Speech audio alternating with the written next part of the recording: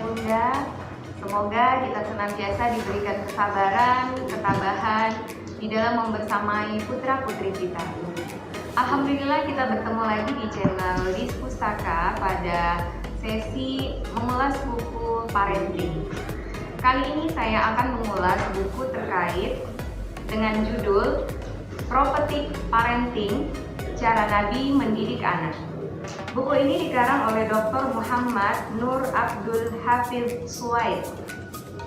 Buku ini adalah buku bestseller, ya, sangat digemari oleh para orang tua karena memang kalau kita lihat dari daftar isinya, buku ini sangat komplit, memberikan panduan kepada para orang tua bagaimana mendidik anak ala Nabi.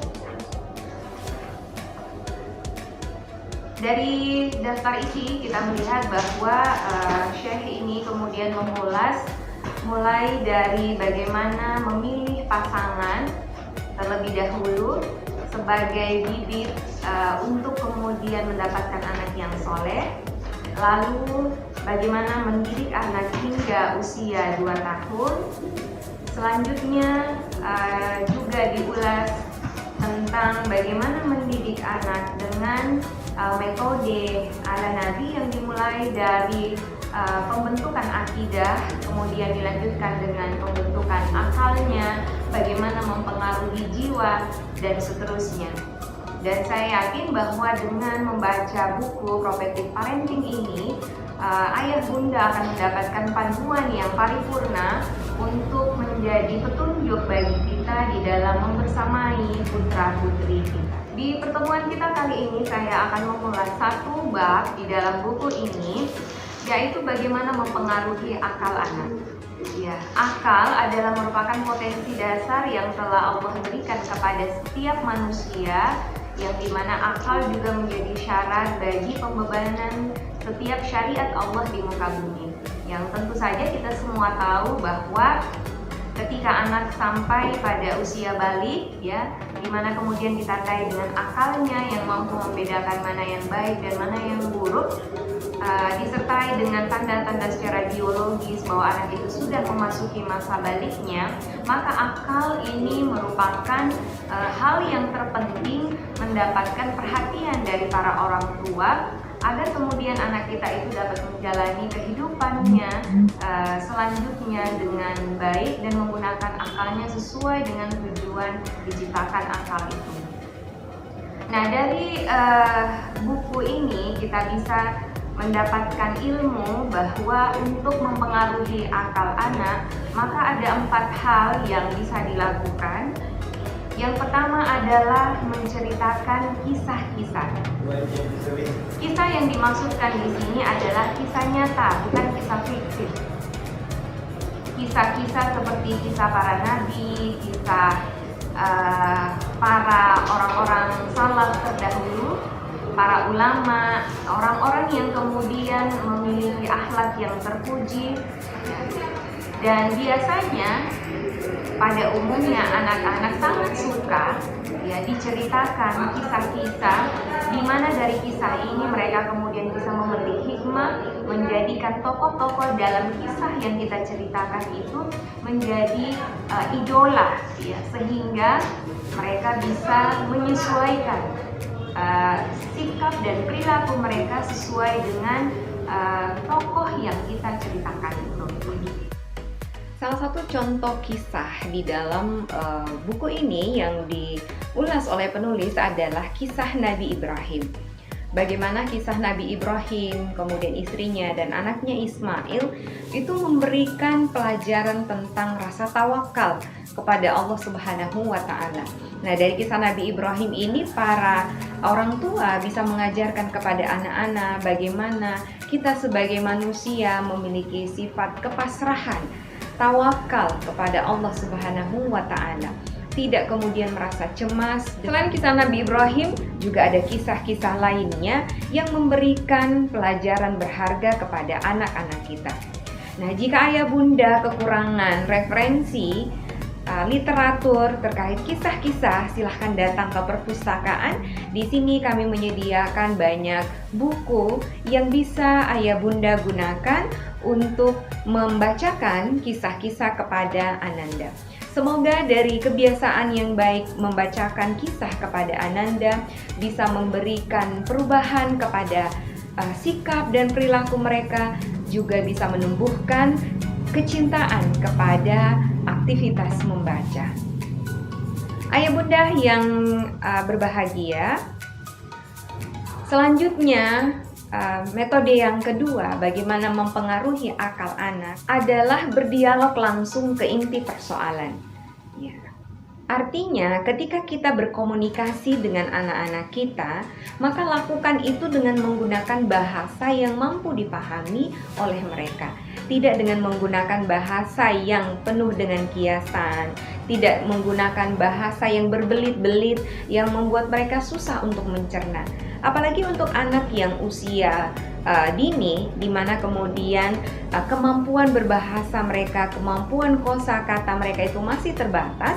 Ya, maka hendaknya ketika kita berdialog, menyampaikan sesuatu kepada anak-anak kita, lakukanlah dengan bahasa yang singkat, jelas, dan tepat pada sasaran yang ingin kita sampaikan kepada anak-anak kita. Selain bahasa yang singkat, kemudian langsung kepada persoalan, maka yang perlu untuk diperhatikan oleh orang tua ketika berbicara kepada anaknya adalah memperhatikan situasi dan kondisi yang memang memungkinkan apa yang kita sampaikan itu bisa diterima dengan baik oleh anak. Ya, Rasulullah Shallallahu Alaihi Wasallam sebagai panduan bagi kita di dalam mempraktekkan hal ini itu bisa kita lihat dari hadis yang diriwayatkan oleh Ibnu Abbas. Ya, ketika Rasulullah bepergian dan membonceng Ibnu Abbas di belakangnya, waktu itu Ibnu Abbas masih berusia di kisaran anak SD untuk kita hari ini. Pada waktu itu Rasulullah memberikan nasihat yang singkat, jelas, dan padat kepada Ibnu Abbas ketika mereka sedang melakukan perjalanan. Dan ini adalah merupakan salah satu waktu yang paling baik juga bagi para orang tua menyampaikan nasihat, menyampaikan pesan-pesan penuh hikmah kepada anak-anaknya saat mereka sedang bepergian.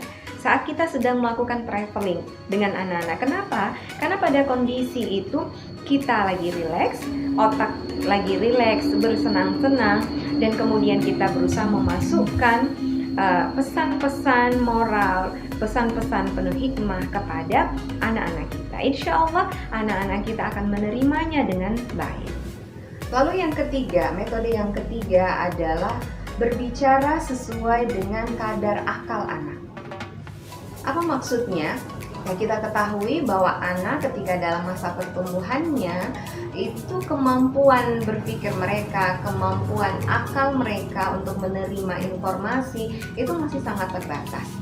Nah, dalam hal ini kita sebagai orang tua mesti memiliki ilmu tentang tahapan pertumbuhan pemikiran anak, tahapan pertumbuhan akal anak. Sehingga dengan mengetahui ilmu ini, ya kita bisa mengetahui atau berbicara kepada anak kita kapan, ya, dengan materi apa, dan dengan cara apa. Sebagai contoh yang dituliskan oleh penulis di dalam buku Prophetic Parenting ini adalah dengan menukilkan kisah ketika Perang Badar. Ada seorang anak yang menjaga, menggembala unta milik orang-orang Quraisy. Lalu kemudian para sahabat menanyai anak itu, berapa kekuatan pasukan kaum Quraisy? Lalu anak itu kemudian menjawab, saya tidak tahu. Lalu kemudian anak itu dipukuli, ya. Dan itu berlangsung berkali-kali sampai kemudian Rasulullah tiba dan menanyakan kepada anak itu sesuai dengan kadar kemampuan berpikir anak. Apa yang diungkapkan oleh Rasulullah? Apa yang ditanyakan oleh Rasulullah? Rasulullah kemudian menyanyikan kepada anak itu, berapa rata-rata jumlah unta yang disembelih oleh orang-orang Quraisy? Ya, tentu ini pertanyaan yang bisa diterima oleh anak, karena pada waktu itu apa yang sering dia indra, ya, sehari-hari adalah unta dan kegiatan-kegiatan yang sering dilakukan oleh orang-orang Quraisy. Lalu kemudian anak itu menjawab, berkisar 9 sampai 10 ekor unta yang mereka sembelih. Lalu kemudian Rasulullah mengatakan jumlah pasukan orang-orang Quraisy itu berkisar antara 900 hingga 1000 pasukan, 1000 orang. Jika kita berbicara sesuatu yang tidak mampu diterima atau dijangkau oleh akal anak kita, maka apa yang terjadi? Anak akan menjadi tidak mengerti, tidak memahami apa yang kita sampaikan. Lalu kemudian karena anak tidak mengerti, lalu dia melakukan sesuatu yang bertolak belakang dengan keinginan kita karena ketidakpahaman mereka. Lalu kemudian kita marah menghadapi ulah anak kita itu karena ketidakpahaman mereka dan ketidaktahuan kita, maka kita menjadi orang yang sangat-sangat jahil.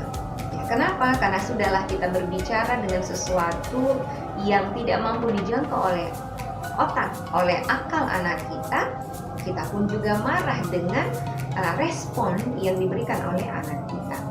Ya, karena sejatinya apa yang mereka lakukan itu karena ketidakpahaman mereka. Maka sangat perlu bagi orang tua untuk belajar berkomunikasi kepada anak.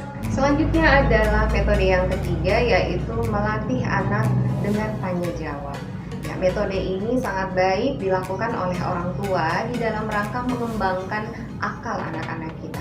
Bahkan disarankan ya pada usia balita, di mana kemudian anak-anak kita itu mengalami perkembangan yang begitu pesat di masa golden age-nya, di masa keemasannya, maka kita mesti memberikan stimulasi untuk mengajak anak berpikir dengan cara apa? Dengan cara tanya jawab. Ya, tanya jawab. Karena kenapa? Karena ini sudah dicontohkan oleh Rasulullah dan para sahabat. Rasulullah pada waktu itu juga melakukan dialog, ya, tanya jawab dengan seorang anak yang pada waktu itu sedang bermalam di rumah Rasulullah, ya. Ini dicontohkan oleh Rasulullah SAW dengan melakukan tanya jawab dengan Ibnu Abbas. Ya, pada waktu itu Ibnu Abbas sedang bermalam di rumah Rasulullah SAW, dan ketika tengah malam Rasulullah itu bangun. Ya, Ibnu Abbas juga ikut bangun melihat Rasulullah mengambil air wudhu, lalu kemudian melaksanakan sholat malam. Ibnu Abbas pun juga mengikuti Rasulullah. Pada saat Rasulullah sedang melaksanakan sholat, dia melihat Ibnu Abbas berada di belakangnya. Maka kemudian dia memegang tangan Ibnu Abbas dan mengajaknya untuk sejajar dengan Rasulullah. Ibnu Abbas kemudian melangkah ke belakang lagi. Seusai sholat, Rasulullah menanyakan kepada Ibnu Abbas, wahai anak muda, kenapa engkau kembali lagi ke belakang pada saat aku sudah menarikmu sejajar denganku? Apa yang dikatakan oleh Ibnu Abbas? Ibnu Abbas kemudian mengatakan bahwa saya tidak pantas untuk sejajar dengan Rasulullah. Maka dikatakanlah oleh Rasulullah, maka Rasulullah pun berkata dan berdoa, ya Allah, pandaikanlah dia dalam ilmu agama dan pahamkanlah dia tafsir Al-Quran. Dalam hal tanya jawab ini, ya, selain kita melatih anak untuk berbahasa, juga melatih kemampuan berpikir anak, ya, maka dalam proses ini orang tua semestinya bersabar, banyak bersabar. Kenapa? Karena ketika kemampuan anak untuk melakukan keterampilan bertanya itu sudah sampai pada puncak-puncaknya, ya, ketika mereka ingin tahu banyak hal, maka kita akan disibukkan dengan banyak pertanyaan oleh anak kita. Maka harus kita lakukan adalah sabar, meladeni semua pertanyaan-pertanyaannya, ya, karena itulah yang kemudian kita inginkan. Ya, tentu saja ada kondisi-kondisi di mana kemudian kita tidak mampu untuk menjawab semua pertanyaan anak-anak kita. Nah, apa yang kemudian akan kita lakukan jika muncul kondisi seperti itu? Nah, yang kita lakukan adalah bagaimana menyampaikan kepada anak bahwa bolehkah kamu bertanya pada waktu yang lain karena ibu sedang mengerjakan sesuatu. Kemudian langkah selanjutnya adalah melatih anak untuk beraktivitas. Ya, dalam bahasa kita adalah memberikan praktek, latihan kepada anak-anak kita. Kenapa? Ya karena anak-anak tidak hanya butuh informasi masuk ke akal mereka, tetapi mereka juga butuh untuk melatih organ-organ mereka, melatih keterampilan mereka untuk melaksanakan berbagai macam kegiatan. Karena sesungguhnya dari kegiatan yang mereka lakukan, dari praktek yang mereka lakukan, itu juga akan membantu akal mereka untuk menangkap berbagai informasi-informasi dari aktivitas yang mereka lakukan. Contoh, jika kita punya anak balita di rumah, ya tidak hanya anak balita, ya yang lebih besar di usia remaja pun juga mesti kita ajak mereka untuk beraktivitas. Ya boleh jadi di masa pandemi ini karena anak-anak melakukan pembelajaran secara daring dari rumah, ya maka di sela-sela waktu mereka sebelum mereka melakukan daring atau setelah mereka melakukan pembelajaran secara online, ajak mereka untuk beraktivitas membantu kegiatan di rumah. Aktivitas sehari-hari ini tidak lain adalah untuk memberikan keterampilan life skill, keterampilan kehidupan kepada. Kemudian metode yang terakhir adalah bagaimana kita mengajak anak kita untuk meneladani Rasulullah Shallallahu Alaihi Wasallam, menjadikan Nabi Muhammad sebagai idola mereka, menjadikan Nabi Muhammad itu sebagai panutan di dalam kehidupan mereka. Karena di dalam hadis, ajarkanlah kepada anak-anak kalian 3 hal. Yang pertama adalah cinta kepada nabinya, kemudian yang kedua adalah cinta kepada keluarga nabinya, dan yang terakhir cinta kepada Al-Quran. Niscaya dengan mengenalkan sosok Rasulullah SAW kepada anak-anak kita melalui kisah-kisah yang kita bacakan, melalui buku-buku tentang kisah Rasulullah SAW, itu akan menumbuhkan rasa cinta di dalam diri mereka, yang kemudian rasa cinta itu terwujud di dalam upaya mereka untuk meneladani apa yang telah dicontohkan oleh Rasulullah di sepanjang kehidupannya. Nah, ayah bunda, demikianlah ulasan buku kita ini. Terima kasih atas segala perhatiannya. Semoga dari kegiatan ini ayah bunda bisa memetik manfaat, bisa memetik ilmu dan mendapatkan referensi tentang buku-buku yang bisa kita gunakan di dalam menambah ilmu kita, menambah bekal kita sebagai orang tua di dalam mendidik anak-anak kita. Wassalamualaikum warahmatullahi wabarakatuh.